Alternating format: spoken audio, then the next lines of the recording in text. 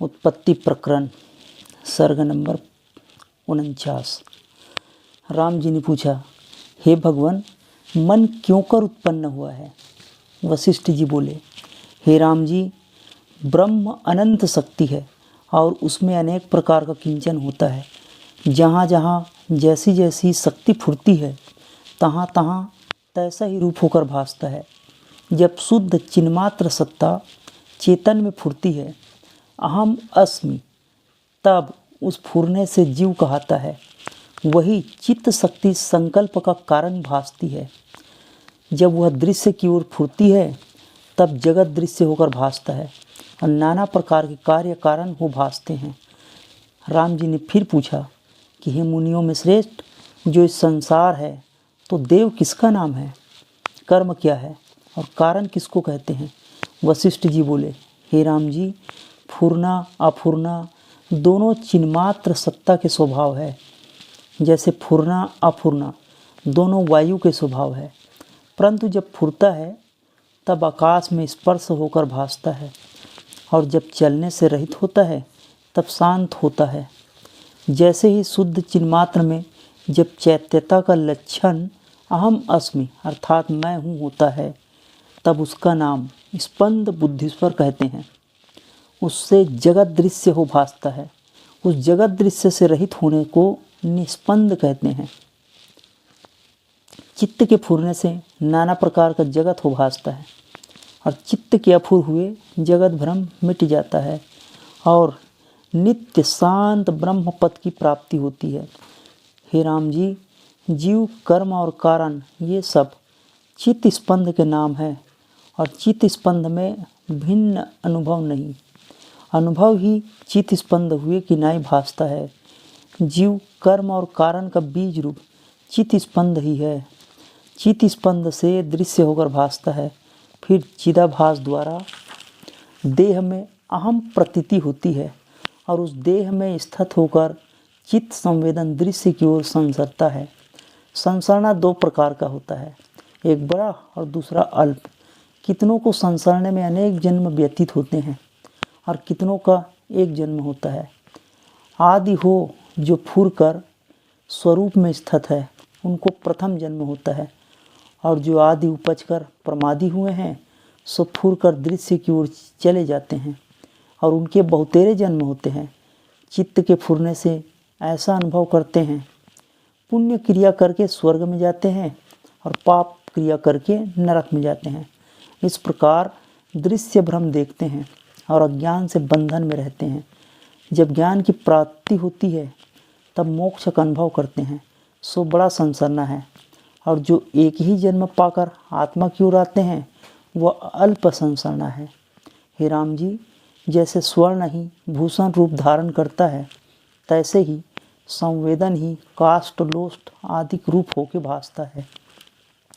इस चित्त के संयोग से ही अज और अविनाशी पुरुष को नाना प्रकार के देह प्राप्त होते हैं और जानता है कि मैं अब उपजा हूँ, अब जीता हूँ, फिर मरूंगा।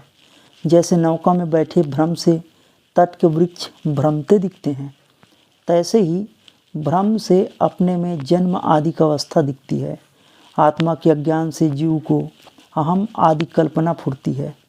जैसे मथुरा के राजा लवन को स्वप्न में चंडाल का भ्रम हुआ था, तैसे ही चित्त के फुरने से जीव जगत भ्रम देखते हैं। हे राम जी, यह सब जगत मन के भ्रम से भासता है। शिव जो परम तत्व है सो चिन्मात्र है। उसमें जब चैतन्य मुखत्व होता है कि मैं हूँ, उसका ही नाम जीव है। जैसे सोम जल में द्रवता होती है, इससे उसमें चक्र फुरते हैं और तरंग होते हैं, तैसे ही ब्रह्म रूपी सोम जल में जीव रूपी चक्र फुरते हैं और चित्त रूपी तरंग उदय होते हैं और सृष्टि रूपी बुदबुदे उपज कर लीन होते हैं।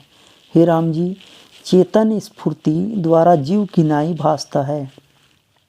जैसे समुद्र ही द्रवता से तरंग हो भासता है, तैसे ही चित्त चैत्य के संयोग से जीव कहता है। उस जीव में जब संकल्प का फूलना होता है तब मन कहता है, और जब संकल्प निश्चित रूप होता है तब बुद्धि कहता है, और जब अहम भाव होता है तब अहंकार कहता है। उस अहम भाव को पाकर तन्मात्रा की कल्पना होती है और पृथ्वी, तेज, जल, वायु और आकाश ये सूक्ष्म भूत होते हैं, उनके पीछे जगत होता है। हे राम जी, असत रूपी चित्त के संसरने से ही तो जगत रूप हो भासता है और नेत्र दूषण के आकाश में मुक्त माला, ब्रह्म मात्र, गंधर्व नगर और स्वप्न भ्रम से स्वप्न जगत भासते हैं। तैसे ही चित्त के संसरने से जगत भ्रम भासता है। हे राम जी, शुद्ध आत्मा नित्य, तृप्त, शांत रूप, सम और अपने आप में ही स्थित है। उसमें चित्त संवेदन ने जगत रचा है और उसके भ्रम से सत्य की नाई देखता है। जैसे स्वप्न सृष्टि को मनुष्य भ्रम से देखता है, तैसे ही यह जगत फूरने से सत्य भासता है। हे राम जी, मन के संसरने का नाम ही जागृत है, अहंकार का नाम स्वप्न है। चित्त जो सजाती रूप चेतने वाला है, उसका नाम सुषुप्ति है और चिन्मात्र का नाम तुरीपद है। जब शुद्ध चिन्मात्र में अत्यंत परिणाम हो, तब उसका नाम तुर्यातीत पद है। उसमें स्थित हुआ फिर शोकवान कदाचित नहीं होता। उसी ब्रह्म सत्ता से सब उदय होते हैं और उसी में सब लीन होते हैं और वास्तव में न कोई उपजता है और न कोई लीन होते हैं। चित्त के फुरने से ही सब भ्रम भासता है।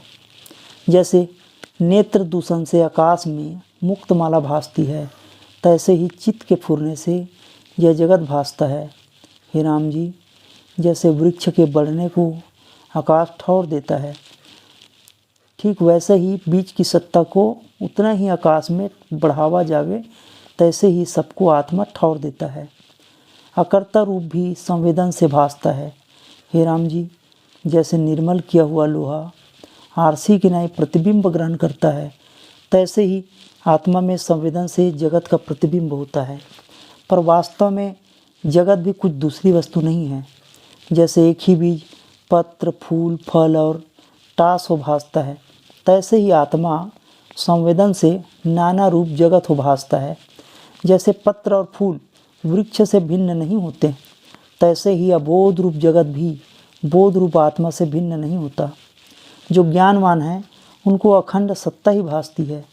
जैसे समुद्र की तरंग और बुदबुदे बीज ही पत्र, फूल, फल और टास होकर भासते हैं, तैसे ही अज्ञानी को भिन्न भिन्न नाम रूप सत्ता भासती है। मूर्ख जो देखता है तो उनके नाम रूप सत्य मानता है। ज्ञानवान देख के एक रूप ही जानता है। ज्ञानवान को एक ब्रह्म सत्ता ही अनंत भासती है और जगत भ्रम उनको कोई नहीं भासता। इतना सुनकर राम जी ने पूछा, बड़ा आश्चर्य है कि असत रूपी जगत सत होकर बड़े विस्तार से स्पष्ट है। यह जगत ब्रह्म का आभास है। उनके तन्मात्रा उसके जल और बूंदों की नाई है और अविद्या करके फुरती है। ऐसा भी मैंने सुना है। हे मुनीश्वर, यह स्फूर्ति बहिर्मुख कैसे होती है और अंतर्मुख कैसे होती है? तो वशिष्ठ जी बोले, हे राम जी, इस प्रकार दृश्य का अत्यंत अभाव है।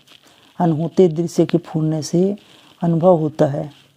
शुद्ध चिन्मात्र ब्रह्म सत्ता में फूरने से जो जीवत्व हुआ है, वह जीवत्व असत है और सत की नहीं होता है। जीव ब्रह्मा से अभिन्न है, पर फूरने से भिन्न की ना स्थित होता है। उस जीव में जब संकल्प करना होती है, तब मन रूप होकर स्थित होता है। स्मरण करके चित्त होता है, निश्चय करके बुद्धि होती है, आम भाव करके अहंकार होता है। फिर काक ताला की नाई छिद अनु में तन्मात्रा फुराती है। जब शब्द सुनने की इच्छा हुई, तब श्रवण इंद्री प्रकट हुई। जब देखने की इच्छा हुई, तब नेत्र हुई। गंध लेने की इच्छा हुई तो नासिका हुई। स्पर्श की इच्छा से त्वचा हुई और रस लेने की इच्छा से रसनेन्द्रिय हुई।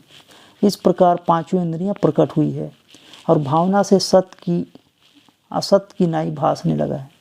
हे राम जी, इस प्रकार आदि जीव हुए हैं और उनकी भावना से अंतवाहक शरीर हुए हैं। चलते भासते हैं पर अचल रूप है। इससे जो कुछ जगत भासता है वह सब ब्रह्म स्वरूप है, भिन्न कुछ नहीं। प्रमाता, प्रमाण और प्रमेय ब्रह्म है। अब संवेदन ब्रह्म से ही अनेक रूप नाना प्रकार के भासते हैं। जैसा जैसा संवेदन फूरता है, तैसा तैसा रूप होकर भासता है। जब दृश्य को चेतता है तब नाना प्रकार का दृश्य भासता है, और जब अंतर्मुख ब्रह्म चेतता है तब ब्रह्म रूप होकर भासता है। हे राम जी, दृश्य कुछ उपजा नहीं है, आत्मा सदा अपने आप में स्थित है। जब दृश्य असंभव हुआ तब बंधन और मोक्ष किसको कहिए और विचार किसका कीजिए। सर्वकल्पना का अभाव है। यह जो तुम्हारा प्रश्न है उसका उत्तर सिद्धांत काल में होगा, यहाँ न बनेगा। जैसे कमल के फूलों की माला अपने काल में बनती है और बिना समय शोभा नहीं देती, तैसे ही तुम्हारा प्रश्न सिद्धांत काल में शोभा पावेगा। समय बिना सार्थक शब्द भी निरर्थक होता है। हे राम जी, जो कुछ पदार्थ है उनका फल भी समय पाके होता है, समय बिना नहीं होता। इससे अब पूर्व प्रसंग सुनो। हे राम जी, ब्रह्मा में चैतन्य मुखत्व से आदि जीव ने अपने आप को पिता माता जाना। जैसे स्वप्न ने आपको कोई देखे, तैसे ही ब्रह्मा जी ने आपको जाना। उन ब्रह्मा ने प्रथम ओम शब्द का उच्चारण किया। उस शब्द तन्मात्रा से चारों वेद देखे और उसके अनंतर मनोराज से सृष्टि रची। तब असत रूप सृष्टि भावना से सत्य होकर भासने लगी। जैसे स्वप्न में सर्प और गंधर्व नगर भासते हैं, तैसे ही असत रूप सृष्टि सत्य भासने लगी। हे राम जी, ब्रह्म सत्ता में जैसे ब्रह्म आदि कुब्जे हैं, वैसे ही और जीव हैं। कीट आदि भी उत्पन्न हुए। जगत का कारण संवेदन है। संवेदन भ्रम से जीवों को जगत भासता है। उनको भौतिक शरीर में जो हम प्रतीति हुई है, उससे अपने परिचय के अनुसार शक्ति हुई। ब्रह्मा में ब्रह्मा की शक्ति का निश्चय हुआ और चींटी में चींटी की शक्ति का निश्चय हुआ। हे राम जी, जैसी जैसी वासना संवित में होती है, उसके अनुसार ही अनुभव होता है। शुद्ध चिन्मात्र में जो चैतन्य मुखत्व हुआ, उसी का नाम जीव हुआ। उससे जो ज्ञान रूप सत्ता है, सोई पुरुष है, और जो फुरना है सोई कर्म है। जैसे जैसे फुरता है तैसे ही तैसे भासता है। हे राम जी, आत्मसत्ता में जो अहम हुआ है, उसी का नाम चित्त है। उससे जो जगत रचा है वह भी अविचार सिद्ध है। विचार करने से नष्ट हो जाता है और अविचार से अपनी परछाई में भूत पिशाच कल्पता है और उससे भय उत्पन्न होता है। पर विचार करने से पिशाच और भय दोनों नष्ट हो जाते हैं। तैसे ही हे राम जी, आत्मविचार से चित्त और जगत दोनों नष्ट हो जाते हैं। हे राम जी, ब्रह्म सत्ता सदा अपने आप में स्थित है। उसमें चित्त कल्पना कोई नहीं, और प्रमाता प्रमेय प्रमाण भी ब्रह्म से भिन्न नहीं है। द्वैत की कल्पना कैसे हो? जैसे ससे के श्रृंग असत है, तैसे आत्मा में द्वैत कल्पना असत्य है। हे राम जी, जब ब्रह्मांड भावना मात्र है, सत्य कुछ भी नहीं। जिसको सत्य भासता है उनको बंधन का कारण है। जैसे घुरान अर्थात कुशवारी अपना गृह अपने बंधन का कारण बनाती है और उसमें फंस मरती है, तैसे ही जो जगत को सत्य मानते हैं उनको अपना मानना ही बंधन करता है और उसमें जन्म मरण देखते हैं। जिसको जगत का असत्य निश्चय हुआ है उसको बंधन नहीं होता, उसको उल्लास है। हे राम जी, अनुभव सत्ता सबका अपना आप है। उसमें जो जैसा निश्चय किया है उसको वैसा ही अनुभव होता है। वास्तव में तो जगत उपजा ही नहीं, तो जगत का उपजना भी मिथ्या है, बढ़ना भी मिथ्या है, रस भी मिथ्या है, रस लेने वाला भी मिथ्या है। ब्रह्म सर्वगत नित्य और अद्वैत सदा अपने आप में स्थित है, परंतु अज्ञान से शुद्ध भी अशुद्ध भासता है। सर्व जगत भी परिच्छिन्न भासता है, ब्रह्म भी अब्रह्म भासता है, नित्य भी अनित्य भासता है, अद्वैत भी द्वैत सहित भासता है। हे राम जी, अज्ञान से ऐसा भासता है जैसे जल और तरंग मूर्ख भेद मानते हैं, परंतु भेद होता नहीं है। तैसे ही ब्रह्म और जगत में भेद अज्ञानी देखते हैं। जैसे स्वर्ण में भूषण और रस्सी में सर्प मूर्ख ही देखते हैं, तैसे ही ब्रह्म में नानत्व मूर्ख देखते हैं। ज्ञानी को तो सब चिदाकाश दिखता है। हे राम जी, जब आत्मसत्ता में अनात्म रूप दृश्य की चैत्यता होती है तब कल्पना उत्पन्न होती है और मन रूप होकर स्थित होती है।